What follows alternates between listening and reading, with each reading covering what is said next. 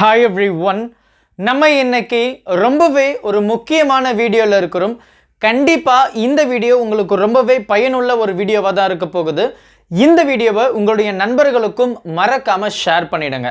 So இது என்ன அப்படினு கேட்டிங்கனா பிசிக்ஸ்ல என்னால சென்டம் எடுக்க முடியுமா அப்படினு கேட்டிங்கனா கண்டிப்பா உங்களால சென்டம் எடுக்க முடியும். ஒரு சில வழிமுறைகளை நீங்க சரியா ஃபாலோ பண்ணீங்க அப்படினா நீங்க பிசிக்ஸ் எக்ஸாம் அப்ரோச் பண்றதுக்கு முன்னாடி நீங்க எதெல்லாம் ரொம்ப ஃபிங்கர் டிப்ஸ்ல இருக்கணும் இந்த மாதிரி இருந்தது அப்படினா கண்டிப்பா நீங்க வந்து சென்டம் எடுக்கலாம் அப்படினு தான் நான் சொல்லுவேன். முதல் விஷயம் நீங்க வந்து நம்ம புக் பேக் இருக்கக்கூடிய ஒன் வேர்ட்ஸ் முதல்ல நீங்க தரவு பண்ணணும். Finger tips with concept and அண்டர்ஸ்டாண்டிங்ல. ஸோ ஒன் வேர்ட்ஸ் வந்து உங்களுக்கு ஸ்ட்ராங்காக இருக்கும்போது நம்மளுடைய கொஷின் பேப்பர் பார்த்தீங்கன்னா 15 ஒன் மார்க்கு கேட்க போகிறாங்க. அந்த 15 ஒன் மார்க்கில் கிட்டத்தட்ட ஒரு 7லேருந்து 8 இல்லை 8லேருந்து 9 கேள்விகள் மட்டும்தான் புக் பேக்காக இருக்கும். மற்ற கேள்விகள் பார்த்தீங்கன்னா இன்டீரியரில் கேட்டிருப்பாங்க. அந்த இன்டீரியரில் நமக்கு வந்து ஒரு 2 இல்லை மேபி 2 கொஷின்ஸ் வந்து நமக்கு ப்ராப்ளம் ஓரியன்ட் லைக் டைரக்டா ஒரு ஃபார்முலாவை பயன்படுத்தி அந்த வேல்யூவை கண்டுபிடிக்கிற மாதிரி ஒரு 2 கேள்விகள் வந்து நமக்கு ஒன் வேர்ட்ல கேட்கலாம். அடுத்து பார்த்தீங்கன்னா அப்ளிகேஷன் கான்செப்ட் பேஸ்டு வந்து கேள்விகள் வந்து நமக்கு வரும். ஸோ இந்த மாதிரி தான் நம்ம வந்து ஒன் வேர்ட்ஸை கவர் பண்ண முடியும். ஸோ முதல்ல நீங்கள் புக் பேக்கை கவர் பண்ண போகிறீங்க. இன்டீரியர் கொஷின்ஸ் விச் மீன் நீங்கள் ரீட் அவுட் பண்ணணும். அது பண்ணும்போது உங்களுக்கு இது இம்பார்ட்டன்ட் லைன். ஸோ அந்த மாதிரி இருக்கக்கூடிய விஷயத்த அண்டர்லைன் பண்ணிவிட்டு ஸோ அதை நீங்கள் தரவு பண்ணிவிடுங்க. அண்ட் அது மட்டும் இல்லாமல் நீங்கள் ஒன் வேர்ட்ஸை நீங்கள் சால்வ் பண்ணி கண்டுபிடிச்சிங்க அப்படின்னா உங்களுக்கு அடுத்து அந்த 2 கேள்விகள் வந்து ப்ராப்ளமாக கேட்குறது உங்களுக்கு ரொம்ப ஈஸியாக இருக்கும். அப்போ இதுக்கு நீங்கள் என்ன பண்ணணும்? ஃபார்முலாஸ். ஸோ ஃபார்முலாஸ் வந்து ரொம்ப ரொம்ப முக்கியம். ஈச் அண்ட் எவ்ரி டாப்பிக்கில் இருக்கக்கூடிய ப்ராப்ளம்ஸை நீங்கள் which mean ஃபார்முலாஸை நீங்கள் ஃபிங்கர் டிப்ஸில் வச்சுருக்கணும். Formulas in the sense sir அந்த லாஸ்ட் ஈக்குவேஷன் இருக்கே ஒரு பெரிய பெரிய டெரிவேஷனில் அந்த லாஸ்ட் ஈக்குவேஷன் இருக்கே அதுவா சார்? ஆமாம், அதுவும் ஒன்று. சரியா? அடுத்து ஜென்ரலாகவே நமக்கு வந்து ஃபார்முலான்ற மாதிரி ஒரு டேர்ம் கொடுத்துருப்பாங்க, மேத்தமேட்டிக்கல் எக்ஸ்பிரஷன். ஸோ அதுவும் வந்து நீங்கள் வந்து ஃபிங்கர் டிப்ஸில் இருக்கணும். இது மட்டும் இருந்தால் போதுமா சார்? இல்லை கண்ணா, ஃபார்முலாஸ் படிக்கும்போது ஃபார்முலாஸுக்கு பக்கத்தில் யூனிட் இருக்கும் பாருங்கள், அந்த யூனிட் வந்து மஸ்ட். அண்ட் அதே மாதிரி இந்த இடத்துல நான் இந்த விஷயத்தை கண்டிப்பாக சொல்லி ஆகணும்.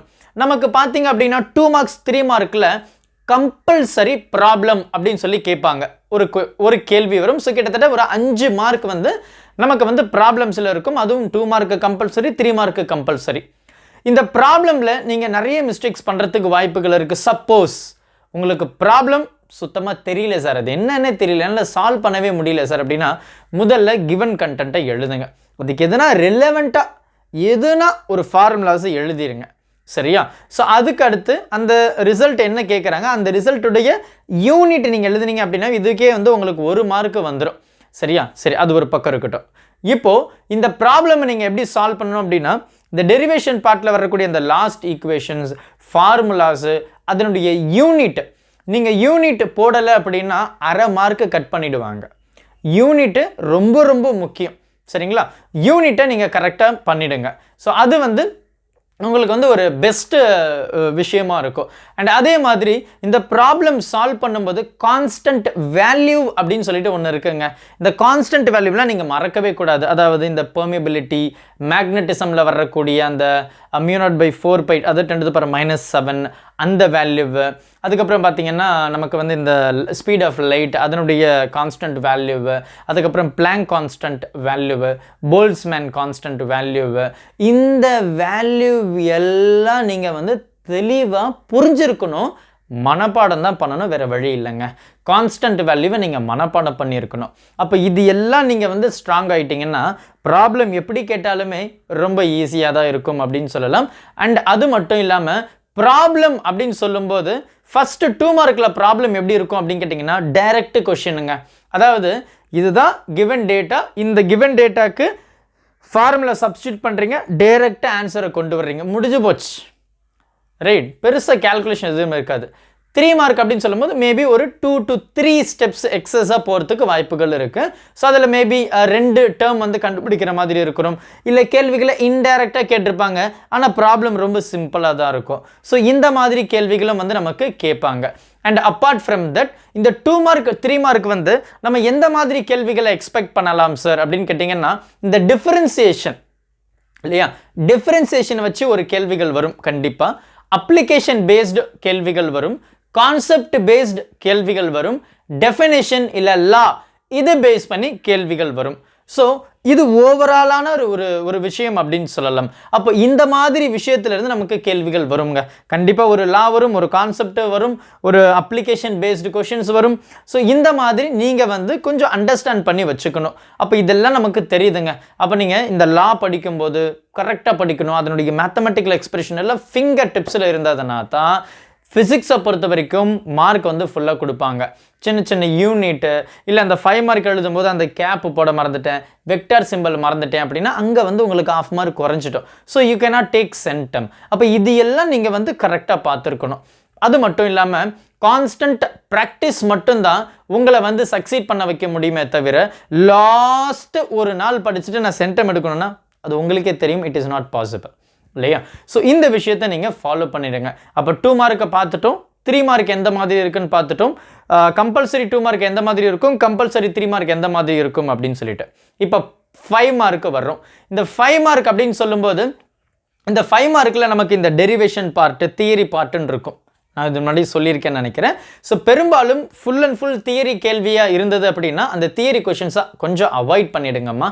நீங்கள் வந்து டெரிவேஷன்ஸு லைக் கொஞ்சம் தியரி பார்ட்டு, டயக்ராமு இந்த மாதிரி இருக்கக்கூடிய கேள்விகள் நீங்கள் வந்து சூஸ் பண்ணிங்க அப்படின்னா உங்களுக்கு டைம் சேவ் ஆகும். அது மட்டும் இல்லாமல் மார்க்கும் ஈஸியாக வர்றதுக்கு ரொம்பவே பெஸ்ட்டு சாய்ஸாக இருக்கும். நீங்கள் முழுமையாக ஒரு தியரி மட்டுமே இருக்கக்கூடிய கேள்வியை சூஸ் பண்ணிங்கன்னா அங்கே கீ பாயிண்ட்ஸ் கண்டிப்பாக மிஸ் ஆகிடும். உங்களுக்கு எழுதுறதுக்கு அதிகமான நேரம் ஆகும். ஸோ அதை நீங்கள் பார்த்துக்கங்க. ஸோ இது வந்து ரொம்ப ரொம்ப முக்கியமான விஷயம். ஸோ டயக்ராம் வரையும் போது அதில் இருக்கக்கூடிய பார்ட்ஸை அழகாக லேபிள் பண்ணுங்க. இது என்னன்றதை கரெக்டாக மென்ஷன் பண்ணிடுங்க. அண்ட் பேப்பர் ப்ரெசென்ட் பண்ணுறதை ரொம்பவே அழகாக பண்ணுங்க. அதாவது பேப்பர் ப்ரெசன்டேஷன் வந்து மஸ்ட் அப்படின்னு சொல்கிறோம். ஸோ பேப்பர் ப்ரெசன்டேஷன் நீங்கள் எந்த அளவுக்கு கொடுக்குறீங்களோ ஸோ அந்த அளவுக்கு இன்விஜிலேட்டருக்கு ரொம்ப ஹாப்பியாக இருக்கும். விச் மீன் கரெக்ஷன் பண்ணக்கூடிய அந்த ஸ்டாஃப் வந்து ஒரு ஹாப்பி மூடில் இருப்பாங்க. நீங்கள் ஸ்கிரிபிள் பண்ணி வச்சிங்கன்னா அதுவும் வந்து உங்களுக்கு மார்க் குறைக்கிறதுக்கான வாய்ப்புகளும் அதிகமாக இருக்குது. ஏன்னா அது நீங்களே பண்ணுவீங்க. இப்போ ஒருத்தன் கிறுக்கி வச்சிருக்கான், அவனுக்கு நீ மார்க் போடுவியா கரெக்டாக இருந்தாலுமே? சம்டைம்ஸ் வி டு நாட் இல்லையா. ஸோ நமக்கு அந்த மென்டாலிட்டி ஆட்டோமேட்டிக்காக வந்துடும். So maximum present your paper neatly, ரொம்ப அழகாக ப்ரெசென்ட் பண்ணுங்க. இந்த மாதிரி ஈக்குவேஷன்ஸு, டெரிவேஷன் பார்ட்டில் வரக்கூடிய அந்த லாஸ்ட் ஈக்குவேஷன்ஸு, கான்ஸ்டன்ட் வேல்யூஸு இதெல்லாம் அண்டர்லைன் பண்ணுங்க, இல்லை பாக்ஸ் போடுங்க. இந்த மாதிரி அழகாக ரெப்ரசன்ட் பண்ணுங்க. உங்களால் எந்த அளவுக்கு அழகாக ரெப்ரசன்ட் பண்ண முடியுமோ அந்த அளவுக்கு அழகாக ரெப்ரசன்ட் பண்ணுறது தான் ரொம்ப முக்கியம். அண்ட் அதே மாதிரி ஒரு கேள்வி எழுதிட்டு இருக்கேன் சார், கொஷின் பேப்பர் வந்துச்சு, கொஷின் பேப்பரை பார்க்குறேன் சார் இந்த கேள்வி எழுத போகிறேன், இந்த கேள்வி எழுத போகிறேன், இது எழுத போகிறேன், இது எழுத போகிறேன், முன்னாடி நீ ஃபிக்ஸ் பண்ணி வச்சிடணும் சரியா. அதுக்கப்புறம் நீங்கள் ஆட்டோமேட்டிக்காக போக போக போக எல்லாமே வந்துடும். திடீர்னு நீ ஃபிக்ஸ் பண்ண கேள்வி மறந்து போயிடும். அப்போ நீ பதட்டப்படாமல் கொஞ்சம் ரிலாக்ஸ்டாக அடுத்த கேள்விக்கு மூவ் பண்ணிவிட்டு அதுக்கு ஸ்பேஸ் விட்டுருங்க. அடுத்த கேள்விக்கு வாங்க. தென் உங்களுடைய பிரெயின் பொறுமையாக நீங்கள் ரிலாக்ஸ் ஆகும்போது அந்த கேள்வி மறுபடியும் ஞாபகம் வரும். அந்த பதிலை வந்து நீங்கள் அதுக்கப்புறம் எழுதலாம். ஸோ பதட்டப்படக்கூடாது. நீங்கள் பதட்டப்பட்டீங்க அப்படின்னா உங்களால் எந்த ஒரு விஷயத்தையும் ஈஸியாக ஹேண்டில் பண்ண முடியாது. ரொம்ப அப்படியே தடுமாறும், அப்படியே ஸ்டேபிளாக இருக்காது. நீங்கள் ஸ்டேபிளாக இருந்தீங்கன்னா தான் எல்லாத்தையும் ஒழுங்காக பிடிக்க முடியும் இல்லையா. ஸோ நீங்கள் ரிலாக்ஸ்டாக இருங்க, பதட்டப்பட வேண்டாம், கரெக்டாக நீங்கள் எழுதலாம், அழகாக எழுதலாம் சரியா. ஸோ இது வந்து ரொம்ப ரொம்ப ஒரு முக்கியமான விஷயமா இருக்குது. அண்ட் அதே மாதிரி அந்த இடத்துல போயிட்டு நீங்கள் எதனா யோசிக்கிறது அந்த மாதிரிலாம் தயவு செஞ்சு வேண்டாம் சரியா. So think this is going to change your life. நீ எவ்வளோ ஹார்ட் ஒர்க் பண்ணியிருக்கப்ப, 1 இயர் ஹார்ட் ஒர்க் பயங்கரமாக பண்ணியிருப்பேன். அண்ட் எஸ்பெஷலி இந்த 3 டே ரொம்ப கஷ்டப்பட்டிருப்பீங்க. ஸோ அது எல்லாமே ஒரு முடிவுக்கு வரப்போகுது. So do not waste your time. Exam ஹால்லையும் போயிட்டு தேவையில்லாமல் சிந்தனைகள் தேவைப்படாது. ஏன்னா நம்ம வீட்டில் அம்மா அப்பா எவ்வளோ கஷ்டப்பட்டு படிக்க வைக்கிறாங்க அப்படின்றது உங்களுக்கே தெரியும் இல்லையா. ஸோ அதனால் நேரத்தை சரியாக எக்ஸாம் ஹாலில் கண்டிப்பாக நீங்கள் பயன்படுத்தணும். ரொம்ப பெரிய கேள்வியெல்லாம் சூஸ் பண்ண வேண்டாம், கிறிஸ்பாக இருக்கக்கூடிய கேள்விகளை சூஸ் பண்ணுங்க. தியரி பார்ட் இருக்கக்கூடிய கேள்விகளை அவாய்ட் பண்ணுறது ரொம்பவே ஒரு நல்ல ஒரு விஷயம் அப்படின்னு சொல்லலாம். ஸோ உங்களுடைய எக்ஸாமை நல்லா பண்ணுங்கள், பாசிட்டிவாக இருங்க. All the very best my dear children. So I think this is the third batch I'm wishing. Third batch. All the best. Help others with a smile.